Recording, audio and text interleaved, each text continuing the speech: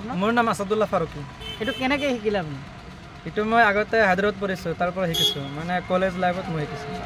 কলেজত কেনেকৈ শিকিলে কলেজ লাইফত? মানে কলেজ লাইফত এটা ক্লাছ আছে, স্কেটিং ক্লাছ আছে।